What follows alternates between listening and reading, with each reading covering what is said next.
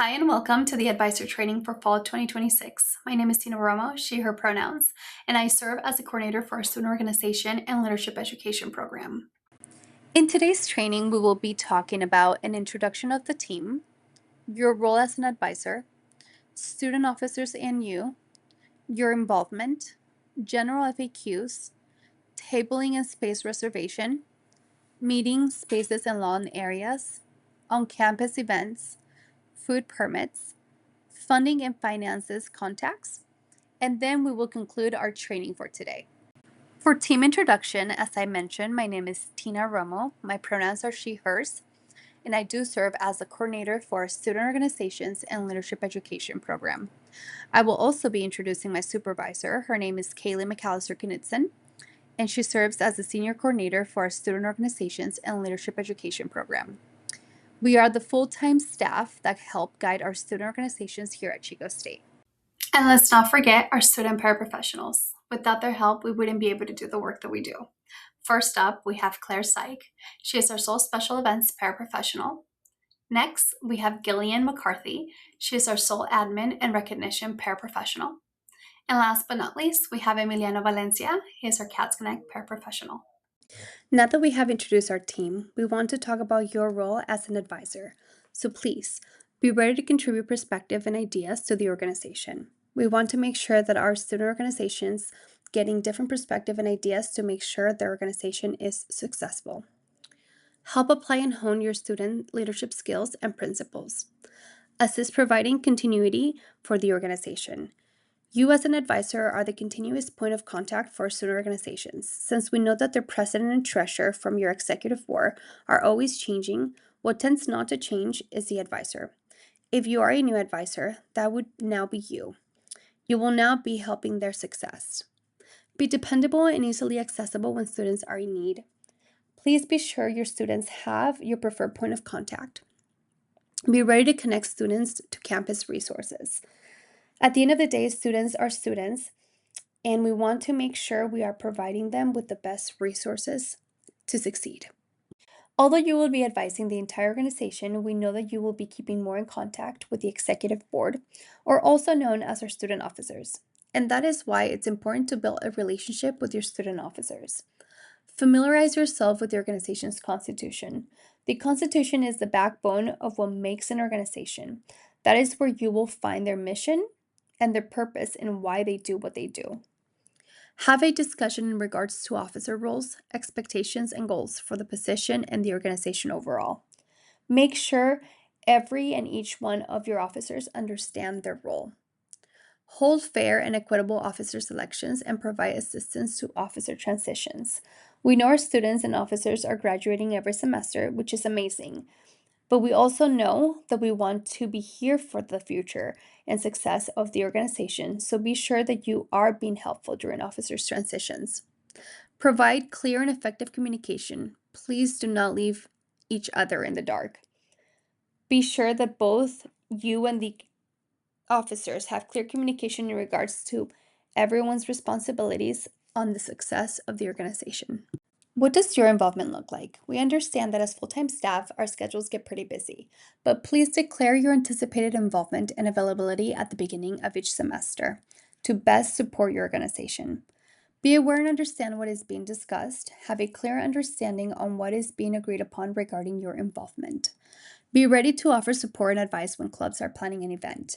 If your club is planning an event and you're unable to answer some questions regarding the event, please send them our way. Our paraprofessionals are more than happy to assist with helping them put on their event. At this time, we're going to be going over general FAQs, which are frequently asked questions. Questions that they may come up during our semester, or maybe we didn't go through during this training. But if any questions do come up, please send your officers our way to BMU 220, and our staff will be more than happy to answer those. One of our more frequently asked questions is about tabling and space reservations.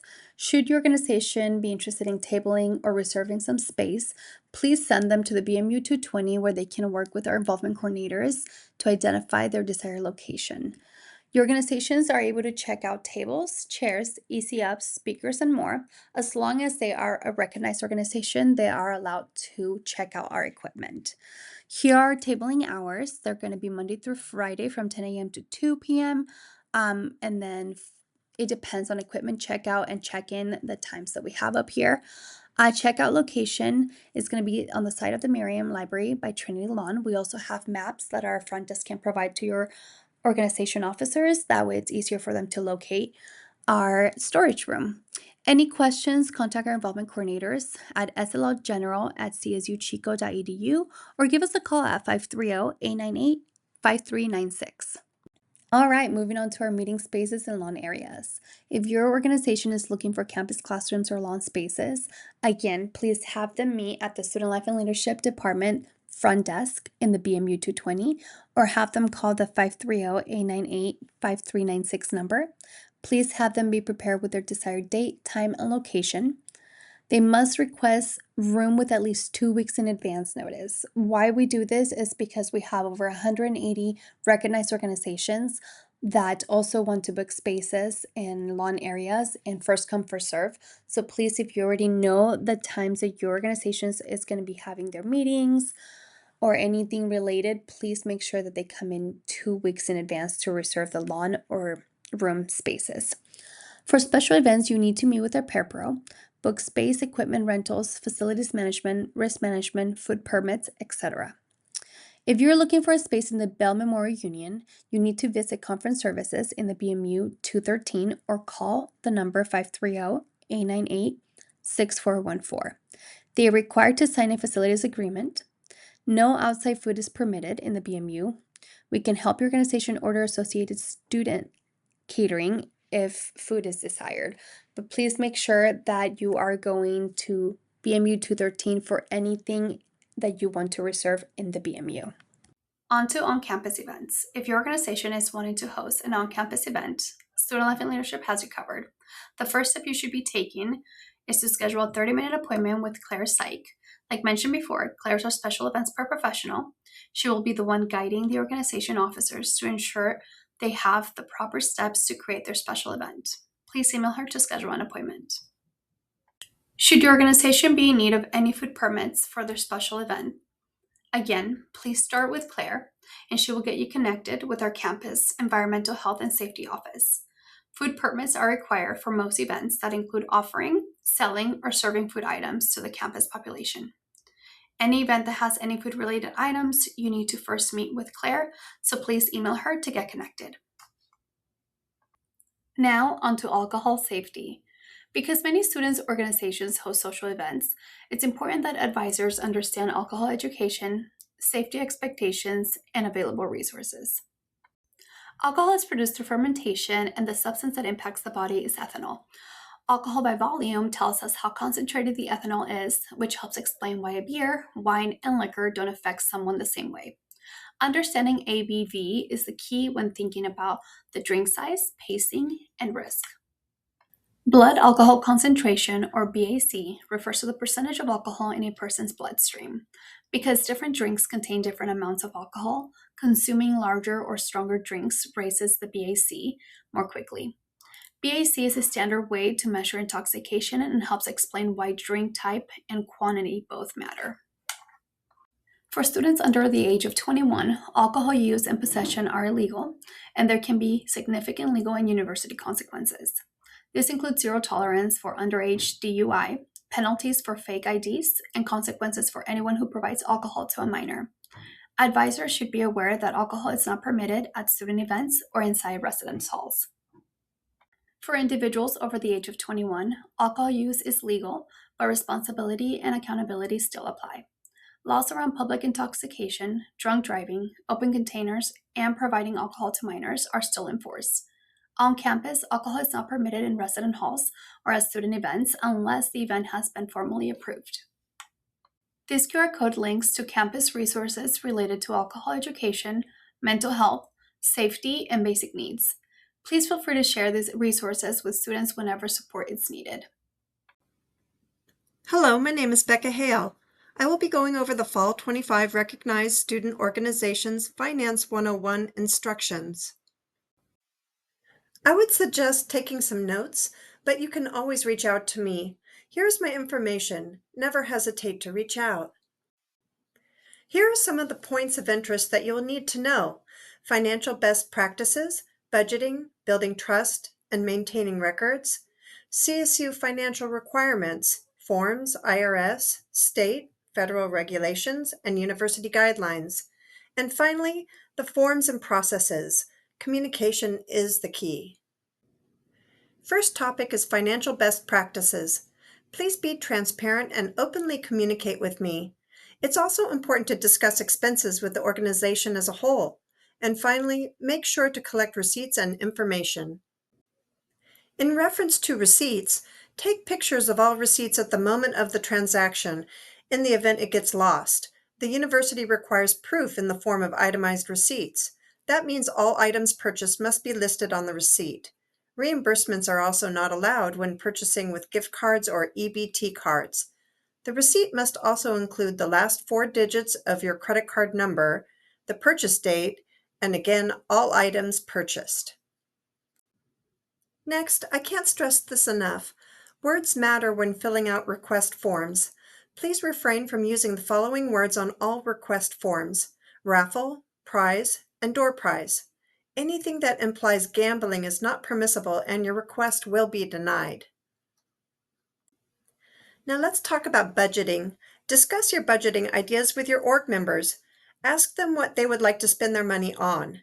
How much is needed to support your organization? And finally, discuss where they think this funding will come from. Having a plan is essential. Encourage your organization to keep an up-to-date ledger. For help with this, please reach out to me. Not only do I have a tool that your treasurer can utilize to keep track of organization spending, but I can also provide an up-to-date expense report for your organization's account. Here's a list of Chico State University's financial requirements. Student org funds cannot be used to purchase or reimburse for alcohol, tobacco products, drugs of any kind, firearms, and weapons. No exceptions. Most orgs have an on-campus account. Funds spent must support the organization's mission and abide by policies, and fill out an account activation form each semester. Orgs that are nationally recognized or a 501c3 nonprofit can bank off campus, but a request must be approved. Regulations apply as well, and your org cannot use Chico State in the bank name. There is also revenue sharing that is awarded in AS elections each year. I can connect your organization with the individual responsible for revenue sharing. Forms to request purchases and reimbursements are located in CATS Connect. Log on to CATS Connect and search Student Org Financial Services. Here's a breakdown of the approval process for both reimbursements and purchase payment requests. Basically, 2 approvals are required for each request. The requester can be considered one of the approvals so long as the reimbursement is not for themselves. If it is for them, I will request 2 approvals from the advisor and officers. This is a good page to print out and reference whenever needed. Reimbursements for cash are given up to $499.99. Requests made at $500 and over default to check payment. Students must complete a PDR in order to be reimbursed. It is also vital that all purchases support the mission of your organization. And please pick up your reimbursements in a timely manner. When submitting a reimbursement request form, make sure to include itemized receipts with proof of purchase and full name of the organization. No abbreviations, please. Please include the payee first and last name, along with their student ID number. Payee email address is also required when over $500. That will allow me to make contact when setting up their PDR. Next is purchases and what you need to know. Services that need to be paid directly from the university, such as clothing, catering, promotional materials such as stickers, buttons, and banners. We can use these methods to pay out of your recognized student org account. I can either create a purchase order in CSU Buy so that a check can be sent for payment, or I can use a Pro Card to pay directly from RSO accounts. Custom products. Step 1, choose a vendor, and please support local businesses. Step 2, design your logo. Please send it to me for approval. Step 3, submit your order to the vendor and request an invoice. Do not pay out of pocket. Step 4, submit a purchase payment request form and attach the invoice. All logos are registered trademarks and property of Chico State. Unauthorized use is strictly prohibited. This is why you get approval before paying. Please reach out to either Student Life and Leadership or myself and review the Chico State University Style Guide website for guidance. Along with the restrictions of the use of logos, there are also restrictions for the use of the Chico State name. Please check the University Style Guide using the QR codes below and consult with me before doing anything. Gift cards. They must always be pre-approved. Each card must not exceed $50 and cannot be purchased from primary alcohol tobacco retailers, such as Bevmo or Total Wine, and they cannot be given to staff, faculty, used as a payment to a speaker, or for a service. It is required to fill out a Student Clubs and Organizations Award gift card distribution tracking form. This form is located on the Student Financial Services website under Student Clubs and Organizations. Please include this form with a reimbursement request in CATS Connect. Again, I would like to remind everyone that words matter, particularly with gift card requests. Anything that implies gambling will be a problem in an audit and will be denied if these words appear on the requests. Travel. Orgs are required to contact me 3 weeks before travel occurs. I need to make sure all traveling students have submitted PDRs. Otherwise, they will not be reimbursed in a timely manner. We must abide by AP's travel policies since they handle all aspects of campus travel. Approved officers can submit travel reimbursement requests for each individual only after the travel is completed.